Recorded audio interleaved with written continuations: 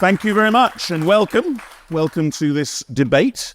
I have three distinguished guests with me who I hope will elucidate on the subject and give you a sense of what's going on and how we really deal with, I suppose, what's the essence of capitalism and whether it is something that actually will make a difference and will make a difference in the right way. Defenders of the free market argue that competition drives down prices and benefits us all. But competition and free markets can also lead to dangerous monopolies and higher prices. Entrepreneurial gurus like Peter Thiel advise if you're starting a company, aim for a monopoly. Critics argue that unconstrained capitalism allows companies to cement initial advantage by buying competitors and using scale to dominate the market. They claim the world's largest companies have gained success not by competition, but by acting like feudal overlords. So, should we conclude the free market capitalism inexorably leads to monopoly if it's not constrained? Do we urgently need to break up or wrest control from the corporate giants that dominate the markets? Or can we just relax, confident that in time, capitalism and market forces will replace the current overlords with new ones? Well, let's introduce the speakers on this subject. With me here is Armen Sarkissian, former president of Armenia, physicist, investor, businessman, and computer scientist. He spearheaded Armenia's response to the Velvet Revolution and border skirmishes, of course, with Azerbaijan. Claire Provost is an investigative journalist and co-founder and co-director of the non-profit Institute for Journalism and Social Change, specialising in the backroom dealings of the largest corporations. And Ali Alawi served as Deputy Prime Minister, Finance Minister and Minister of Defence in Iraq. He's also worked as a professor at the University of Oxford and a visiting fellow at Harvard. Welcome to them all.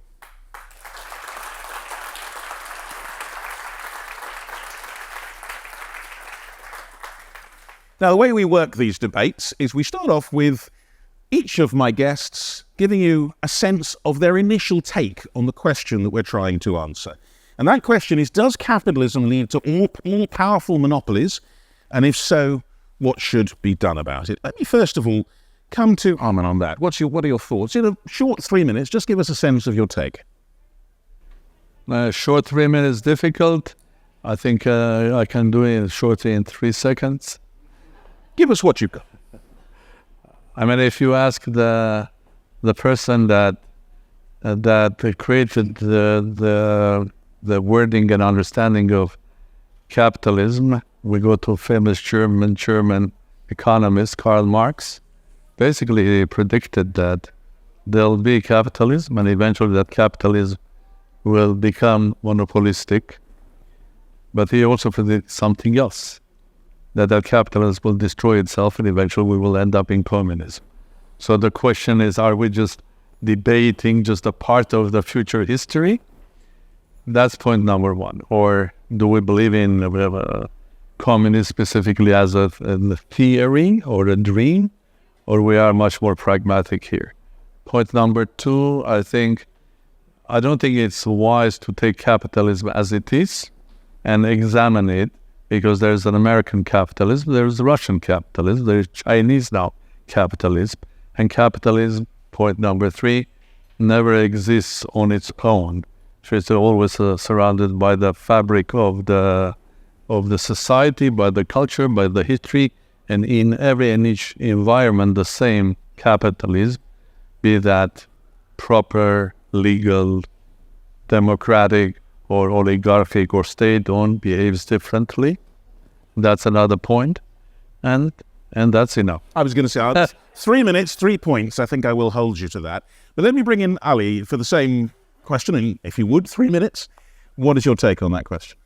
Well, I think there's, first of all, a definitional issue. I mean, what do you actually mean by capitalism? Is it just the large concentrations of capital under private ownership? Or do you mean large concentrations of capital irrespective of ownership? Or do you mean any concentration of power in monetary form? I think, yes, large concentrations of capital that are organized institutionally and backed by state power do in the end stifle innovation.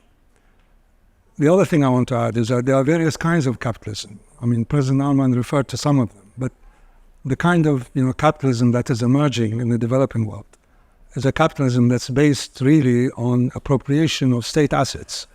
You can call it kleptocracy, you can call it oligopoly, you can call it whatever you want, but it's to do with access and control over state-owned resources. The evidence, I think, shows that all the major innovations supposedly attributed to capitalism are really prompted by the state. If you look at World War II and its effects on, let's say, radar, the transistor industry was developed by funding 2 Bell Labs from the state. The semiconductor industry, the growth of Silicon Valley is inconceivable without the support of state power. Although the myth of the independent, heroic entrepreneur sitting in a garage producing multi-billion-dollar ideas is, I think, a myth that needs to be broken, but it's a myth that has seized the public imagination and is backed by political power. That myth has to be broken because the tendency of capital is to accumulate. I mean, it might sound Marxist, but this is a fact. No capitalism can exist without profits. And the purpose of business is to accumulate profits in that particular sector. And the tendency is towards controlling markets, not to allowing competition to. So, as you would say, a tendency towards. It is a tendency. A monopolistic, oligopolistic. But there's a resolution to that. Yeah. So. Okay. Well, thank you for that. Thank you. Claire, finally, the same question and your take on it. Yeah, okay. So, like the 2 other panelists said, there are varieties of capitalism. Capitalism can look different in different countries, but increasingly, as the world becomes increasingly more globalized and you step back, there is a form of globalized capitalism that has enabled multinational corporations and really large investors to capture not just economic power, but also political power. And I wanted to just give an example, like an illustrative example of South Africa after apartheid.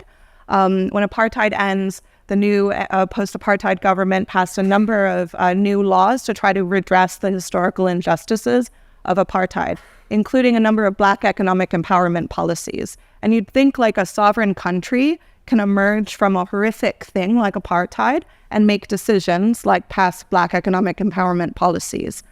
However, under the radar, without any public scrutiny at the time, a group of European investors didn't want to follow the Black economic empowerment policies. And so they went to a branch of the World Bank called the International Center for the Settlement of Investment Disputes that effectively functions like a global Supreme Court for corporations and investors, but only the really largest ones. So if you are a domestic company in South Africa, you can't go to it. Only the really big companies can go to it. And as a result of that case, it was hundreds of millions of dollars at stake. South Africa got scared that it would face many other cases like that. And so it gave the European investors exemptions to the policy, basically gave them veto power. And so that's sort of the world that I think this is important I mention that when we talk about monopoly and corporate capture, it's not just about money. It's also about decision-making and the kind of decisions that democratic populations should be able to make for themselves. And excluded portions of the population as a result of that, which I think is very much the case you're talking about in South Africa. Okay, well, let's pick up on the way we do this debate, which we have 3 questions that we break the whole question into. Let's come to the first one of those. Is the free market a guarantee of competition or a means for the powerful to entrench their position? In other words, does it go to what you were talking about of, in a way, excluding people, or does it actually have a kind of medicinal effect to the whole economy in terms of competition leading to, I suppose, efficiency and perhaps overall equality? Ali, let me come to you on that. What's your sense of that? Again, I think there's a myth of the market and there's a reality of the market. The reality of the market that it is based also on differential power. And differential power, those who have more power, more resources, want to dominate. They don't want to share. So there is a tendency, again, as I said, is to control markets. Now, the free market as such, in the sense that it's a mechanism by which prices are unified, is, I think, a good thing. Because one of the main problems of the communist and the socialist societies was multiple prices for the same product. I've seen that happen in Iraq, for example, when you have multiple prices, state false prices and prices in the market, even though it's distorted. You create distortions in the economy that create far more problems than they would resolve in a market whereby prices, by and large, are set by competition. Pure competition exists only in certain things. It exists in maybe bulk commodities. But most other things, it's a reflection also of the differential power by the producers. And if you have more power, you're more able to control the ultimate price, defeating the market. So you're saying there's no actual, in many areas, there's no free market competition anyway. It doesn't exist. Very, very little. There's only free markets at the lowest end of production, where there's very little differentiation. Once there is differentiation, then power and power relationships come into play. Okay, do you agree with that analysis? Well, I have a strange feeling. I think by agreeing with that, probably, will I agree that there's an alternative to free market? You think there isn't an alternative? I'm asking. Well, you're on the panel. Let me put the question to you. Well, I'm coming from a country like you were referring to Iraq. I was born in Soviet Union, where formally there was no competition. Formally. In reality, everything was owned by everybody, formally. But the reality was that there were those who had power, political power, and they were owning many, many other things that the others were not. I do remember there was a question of those days asking how much money Comrade Brezhnev has. Comrade Brezhnev didn't have the necessity of having money at all, because his daughter could walk any shop, diamond shop, and if she liked any diamond, she was given that, because she was the most equal among other equals. So the question is, if we are going to criticize market economy, which I'm happy to do that, but we have to be very careful and basically identify, do we have anything else in this world except the world where we are competing as humans, be that in science, be that in business, be that, or we are not competing, but we are pretending that we're not competing, but creating a society which is highly corrupt. So if we are accepting that competition is the right behavior for humans, and we should basically do everything to make capitalism or whatever competitional world better, then I'm all with you.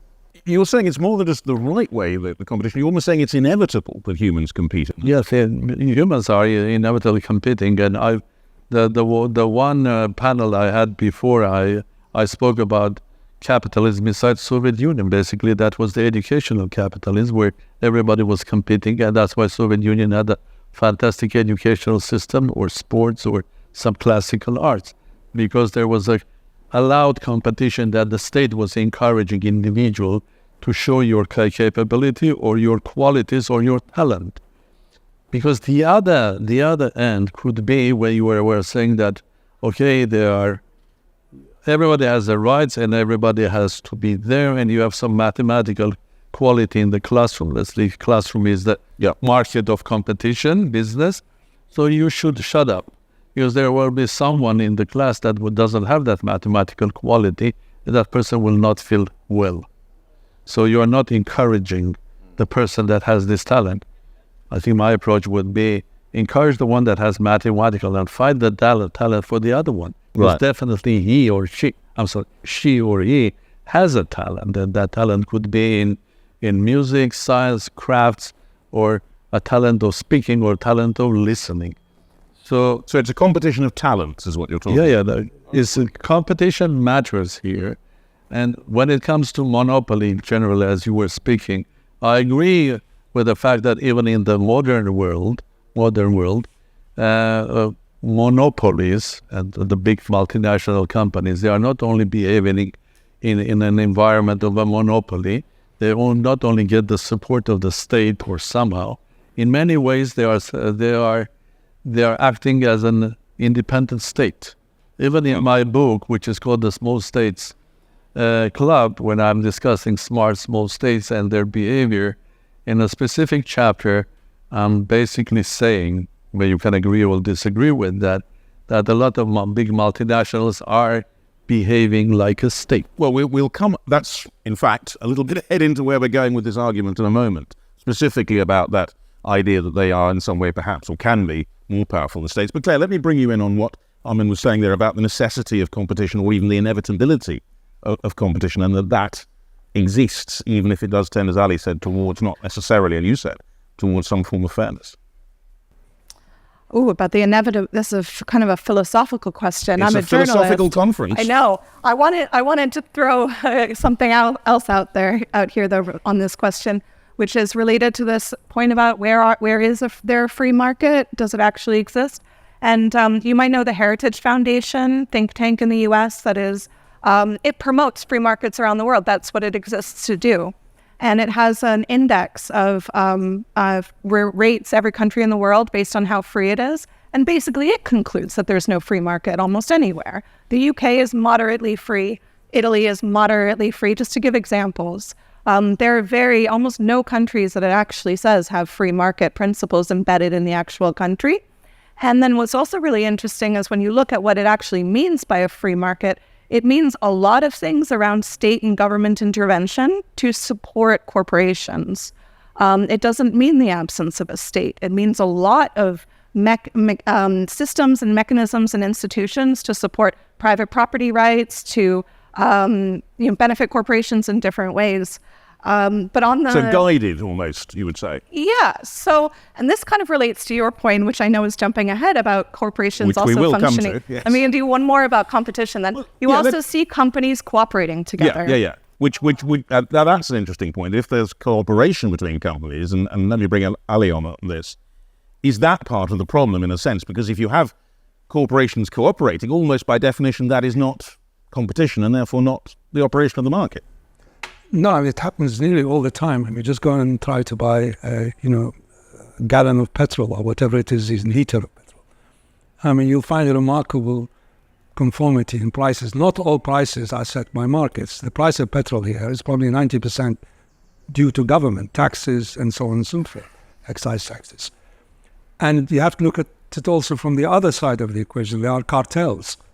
And some cartels are legitimate, i.e. they have sovereign power behind them. OPEC, for example, is one. Tries to control the oil market, most of the time successfully these days. But you have this flood of product coming in that tends to break up supply cartels. Demand cartels based on monopolies, based on control of markets, have a different dynamic. And they do exist and they do operate very, very extensively, especially in areas which are seen to be quasi-public goods, like energy, for example, which takes up an enormous interest rate. Interest rates are set by whom? They're not set by the market. They're set by the largest holder of monetary power here, which is the central bank. So central banks, when they sit and work out the interest rates, it affects the market automatically, and it affects every person with a mortgage.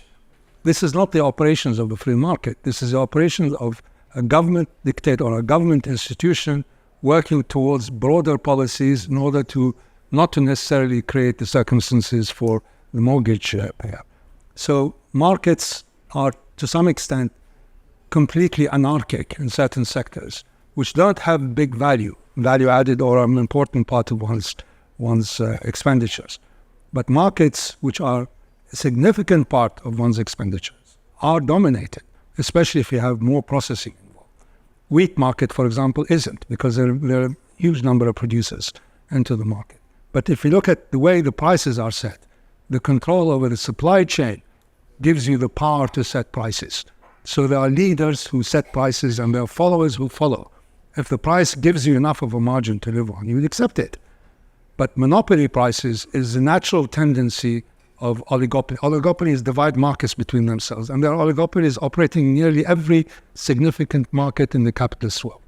Well, in the world, there's no other socialist markets to talk about. And by the way, state-owned companies that are run according to commercial criteria, take for example Singapore, or which has a very large state-owned sector, masquerading as a private sector enterprise. They dominate markets to the extent that you cannot conceive here. They dominate rent markets, they dominate interest markets, they dominate energy markets, they dominate transport markets. So the idea that somehow the economic theory leads to this kind of price equality nirvana. Doesn't work. It's not, nothing doesn't work. It's nonsense. Let me pick up on that, because I think it takes us neatly into the next part of what we're talking about, which is the question in this debate: do we urgently need to break up or wrest control from the corporate giants that dominate the markets, or can we leave the markets to run their course? And I think that picks up on what you're saying, because you're kind of saying that it's not there at the moment in terms of a free market because of these state interventions, if you like. But I mean, let me ask you, is it necessary, is it a requirement that the state does intervene in that sort of way to wrest control from these corporate giants that, as we said, whether it's an oligopoly or a monopoly, have too much power? Well, let me first say that it's quite a general question you were asking. It's the same way asking that, can capitalism safeguard democracy? Where? Because your question, when you ask a question, as far as I have the feeling that your question is coming because we're here in the UK, basically the birthplace of capitalism, and we're a part of a specific Western culture, Western behavior. There is a capitalism here in the United States, which is more or less the same, but they call it capitalism, the one which is in Russia. They call it also capitalism, the one which is in India, 1.5 billion people. They call now sort of a capitalism, the one which is in China. No, I'm not speaking about Singapore. So when you ask a question, I think it looks very generous. Should we break out the monopolies? Which monopoly? The state-owned monopolies in China. Now, Russia had a period when I think the whole privatization that created the new Russian capitalism out of communism was based on a communist idea. If you remember how they privatized things in Russia, it was through a voucher system. What does voucher mean? It's a communist idea, and that everybody owns everything. So you take the whole value or GDP or whatever a Russian Federation, divide it by number of people, and basically come with a number that every citizen of Russian Federation owns a value which is, let's say, $1,000, and give a piece of paper, this is where your $1,000. And when we start privatizing, you go and buy it. So communist idea, creating a capitalism, creates something which is oligarchic Russia. So I think asking a general question, I think we have to be very... Let's be specific on that. I mean, I take on your point. If we talk about... I have a second point as well, very quickly. We'll come on to your second point, but I will take you up on that point first. And just say, okay, if we assume then, let's talk about, as you said, US and UK, European perhaps, capitalism, where that structure you were talking about didn't exist in the same way. What about the state reaching out and being more controlling or guiding in that situation? So I have a question to you. Do you believe that the state has that sort of a power to come and just stop it or not in specific Western countries or not? That's number one question. Number two question, I think I do agree with what His Excellency was saying about monopolies and the markets and the energy sector, the oil and something. But we are living half material and half virtual. I think we have this tendency because we're living in a quasi-classical world. We always think classically that the world is the same oil, the same gas and all. But in reality, half of your life is already virtual, and most of the biggest companies are not the ones that are physically traded in the market. They are virtually traded in the market. These are the shares of companies like Amazon or Facebook and others. So what about the monopolies are created? How much the government is involved in Facebook? Okay, if I take the example of His Excellency, that means the state is behind the Facebook, is it? Because Facebook is not only just a business, it's huge political power. And it's non-democratic way if the state is involved. So if anybody tells me that U.S. government is behind the Facebook and Facebook is run by U.S. government, then a lot of people will ask a question, well, what is then Facebook doing in India? Well, we know that, of course, some of the big tech companies... So I ask more questions than answers. You do, and that's good. I appreciate your assistance in that. But also, of course, we know that the European Union, for example, is attempting to take some action against some of the big tech titans. But Claire, let me bring you in on that, because I think the point that perhaps the state doesn't, or states do not have the power, the ability maybe, to do this kind of thing. What's your view on that? I mean, I think on their own, I think it is very hard, and we know it's very hard for an individual state to take on transnational corporate power. Perhaps they can take on a domestic company, but to take on like the really big global giants, you need more than one state to take them on. And like I would say, absolutely, we do need to take back the political power that corporations have taken. You think we can even? Is it not perhaps too late? I don't think it's too late. saying about the virtual nature of these. I do not think it's too late to take back to try to take back some of the political power that corporations. I mean, if I thought it was too late, that would be extraordinarily depressing. I have to believe that it's not too late, but it requires a level of transnational solidarity and attempts to dismantle the institutions, the global institutions that transnational corporations used to advance, to benefit, to expand. It's not something that you can go to Westminster and ask Westminster to fix on its own. But Westminster has every responsibility, if you want to claim that the UK is a democratic country, to make sure that democratic decisions actually can be enacted. And when you have the transnational corporate power, when you have the ability of that power to challenge any state decision on a transnational, international level, I mean, that kind of, it's effective a veto on democracy. Ali, what's your thought on that? I think you have to understand what is the nature of modern capitalism, or the modern economic framework in which people operate. The two major shifts in the world. I mean, when you think about capitalism, you might think about mining and heavy industry, all that stuff. It's now finance, capital, and IT. And AI is coming into the IT sector. The finance capital sector globally is a near monopoly. If you look at the amount of resources that some of these companies manage, I mean, look at BlackRock, for example. Trillions, literally trillions of dollars of resources are controlled by these entities. Entire markets, the markets for mutual funds, or what they call unit trusts here, is dominated by them. Some of the insurance giants are gigantic in terms of the resources that they control. I think, for example, Allianz, which is one of the biggest insurance companies, controls something like $1 trillion of resources. The market value of the new seven sisters in IT runs in the trillions of dollars. Now, the state obviously is not directing them, but the state is creating an environment where certain models of operating that particular sector are not done in the public interest. So they could change the environment in a way that might bring them under control, is what you're saying? Yes, I am. And they tried to put, for example, in the FTC, the Federal Trade Commission, they had some reforming lady now in charge of it. Her name is Lina Khan. She's trying to do some minor tweaks to the business model of Google and Microsoft. She'll be out of a job very soon. It is very, very difficult for the state and its current regulatory framework to face the gigantic power of these. I can give you an example in Iraq, where we had an entire sector that needed to be organized, required huge amounts of money to the gas gathering. A lot of gas in Iraq is flared, which is an environmental disaster. When we were faced with the kind of companies that were interested in this, and it ultimately ended up with a French company, Total, the disproportionate power that they had, and also technical knowledge of our own oil and gas fields, more than we had, made it next to impossible to have a level playing field with these people. Now, in the end, we may get a deal that is to our advantage, but the set is going to be far greater to their advantage. I'm not saying you should break up Total. That's not my argument. My argument is that sectors have been allowed to turn into oligopolies and monopolies because of lack of state oversight and allowing the market to evolve in certain directions which is not necessarily in the public interest. The internet market, for example, the whole web business, is now based on advertising.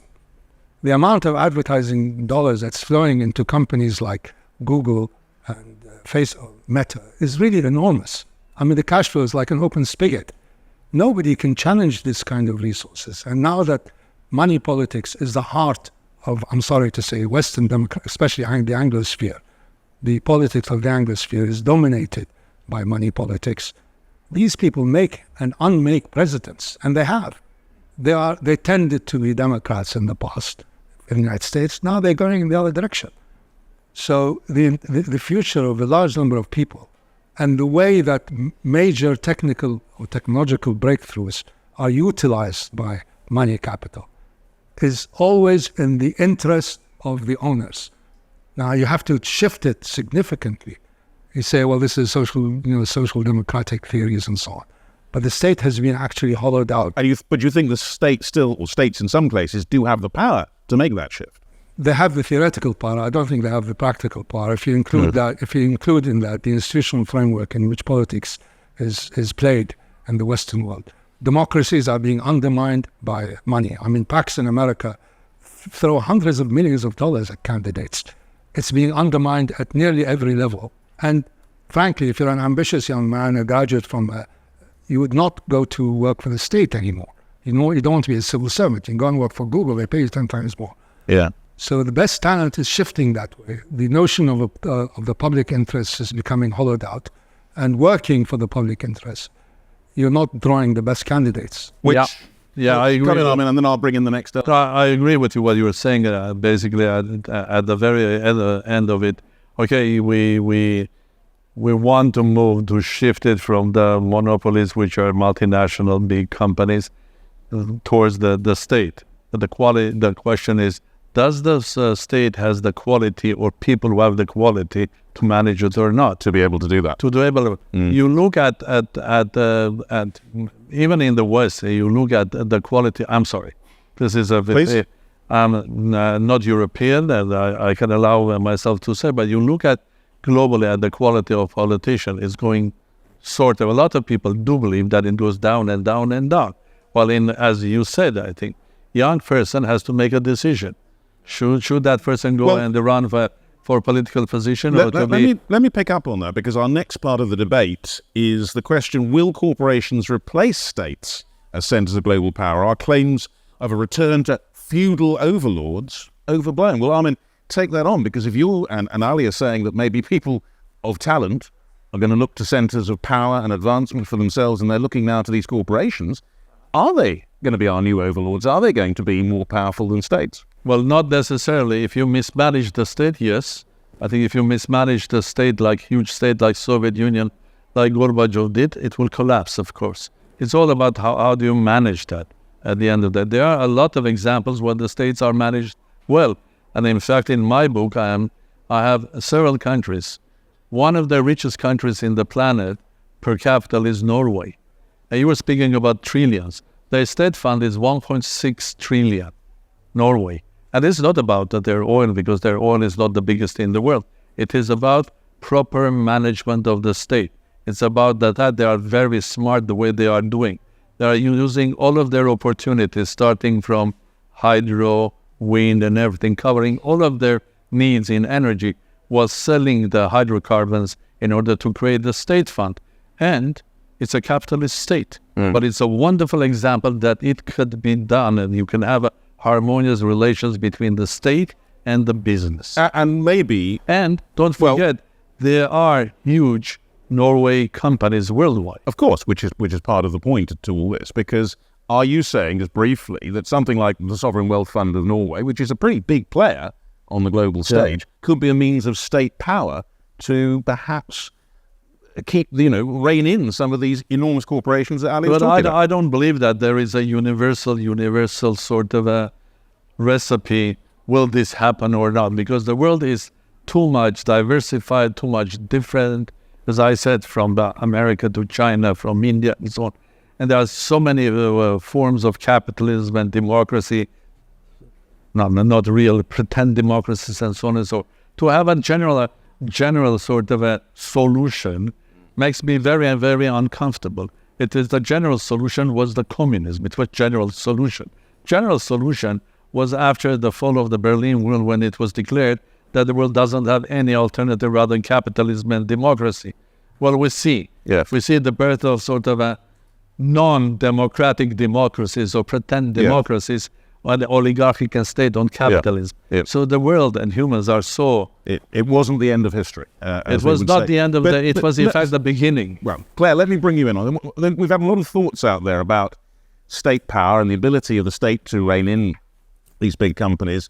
and the extent to which they could become, in the phrase, feudal overlords of us, in a way, because obviously businesses are not answerable even in the same way that some not particularly well-organized states would be. What's your thoughts on that? I mean, you could take the argument to some extent they are our overlords now, that it's not a future scenario.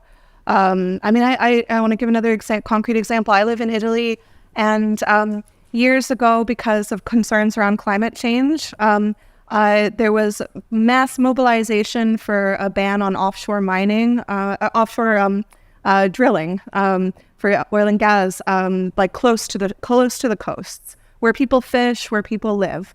That ban was extraordinarily popular. Again, the same global Supreme Court for corporations got involved. It was a British company, Rockhopper, sued Italy. Hundreds of millions of dollars at stake again. Italy's paying. So a huge amount of our taxes are going to go to pay that bill. But in many other cases, when companies file suits like this against countries, the country doesn't pay. They change the law. They make a backroom settlement. They give an exemption, like the South Africa case. So, if we're in a scenario where like any policy in the public interest could potentially be challenged on a transnational level by transnational corporations, are they not our overlords already? Good question. Ali, do you think, the global south in a way has more of a problem with that because they have fewer means perhaps to challenge these companies? At the point that Armen was making, we're not one world in that sense, necessarily acting together. What do you think about these new, inverted commas, feudal overlords? I think once again you have to put it in context. When you talk or when you couch it in these terms, you think immediately of large Western corporations and so on. But while large Western corporations don't dominate China or India or any other developing markets, they have their own homegrown companies that also have the same tendencies towards control and monopoly. But the world of finance capital, I think, is really critical, and the world of IT. These are the two determinants of the technological and financial power that exists in the Western world, which needs to be somehow reined in because it is out of control in many areas, in many parts of the world. It operates really with very, very little regard. They have formal regard for the two twin powers of the state to regulate them. One are the laws. States supposedly set the rules and the institutions. And the other one is security and defense. Now, I'm not talking about the defense side, but in terms of the regulatory and legal powers of the state to frame the environment in which these large companies operate, they have been seriously remiss.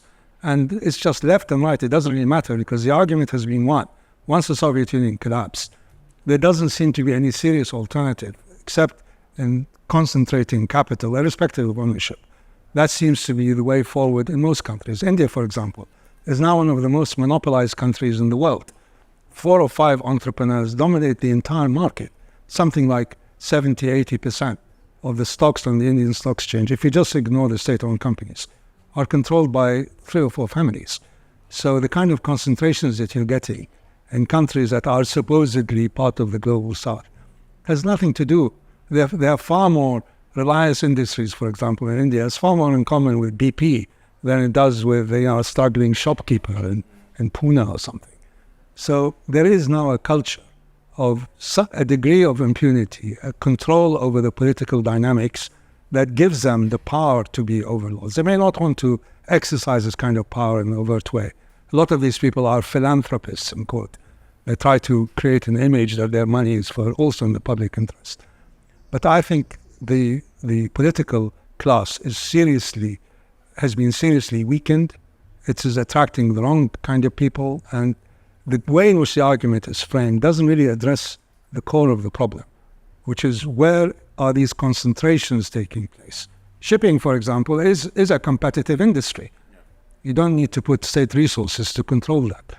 And you need to have people that are able to understand the core of that business. But I think the high grounds, especially in finance, have been conceded.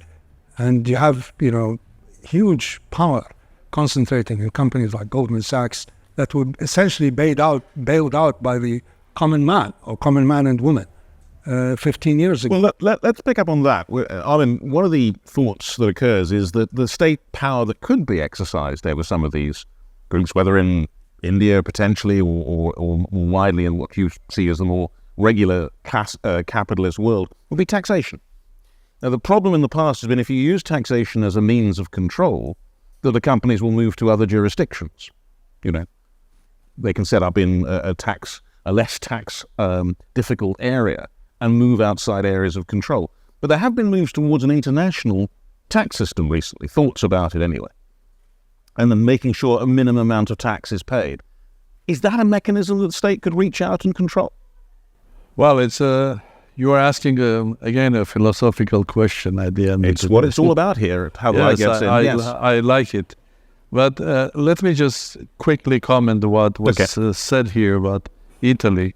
The way I do understand Italy, of course, they are big monopolies with not the international ones that on the spot, like NL or any and others. But as far as I understand, the beauty and the strength of Italian capitalism is the middle class and family offices and family businesses. That's the beauty of That's the story. No, it's not only so, because I know also the Italian market quite well.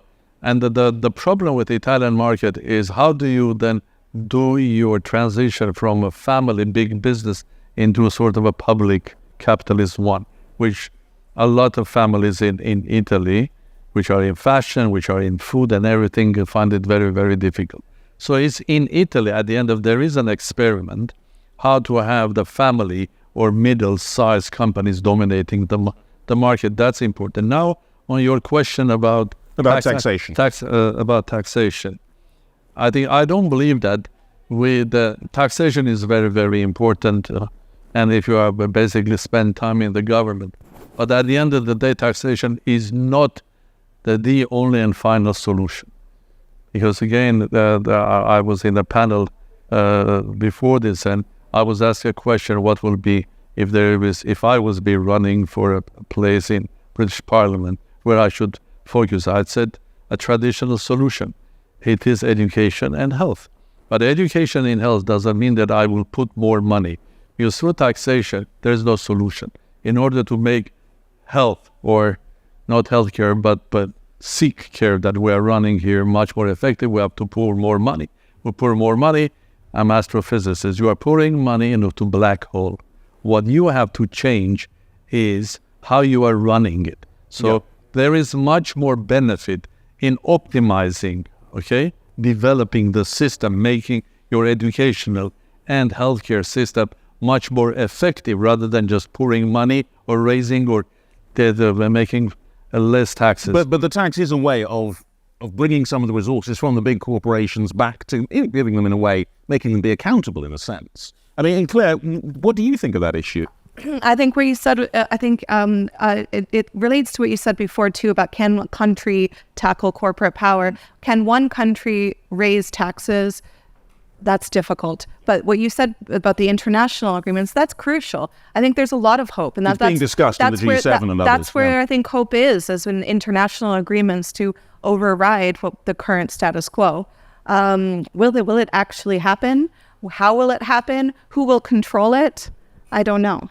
Well, can I add something? I think this is wonderful. I think when we're saying that there should be international cooperation on this or that, I love it. But does it work?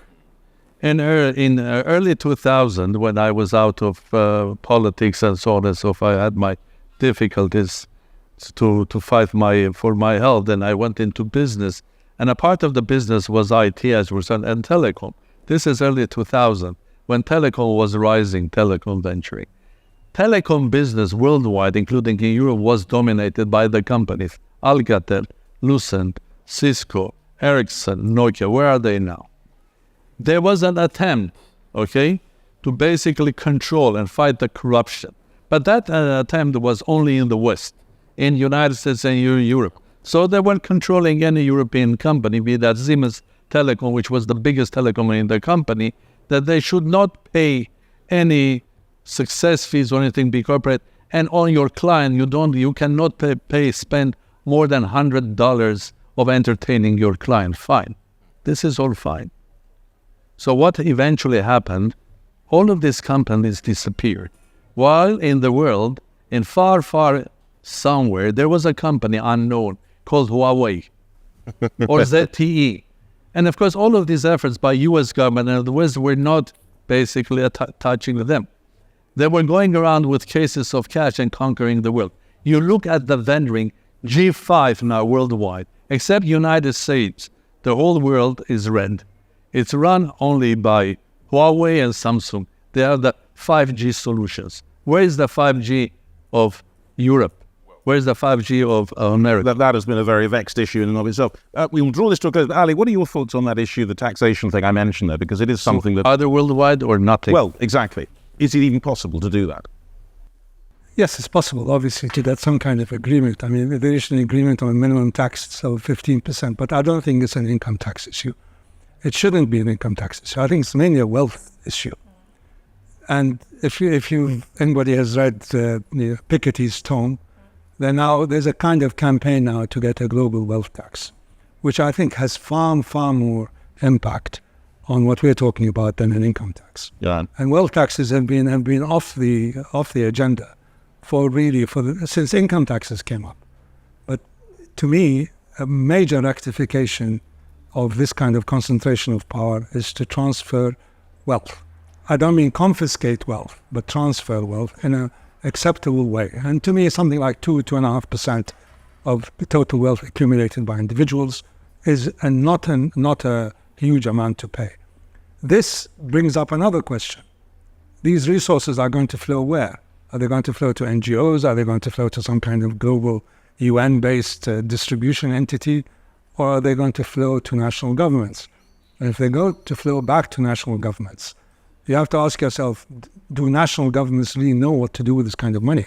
Maybe Switzerland does, but I don't know. See, yes. In the Middle East, I tell you, there are very few countries. It opens up a whole other area, of governance. So it is, I think, to do with the understanding of how wealth and income generation is to be taxed in the public interest. And I think there has to be a shift from income to wealth taxes. All right.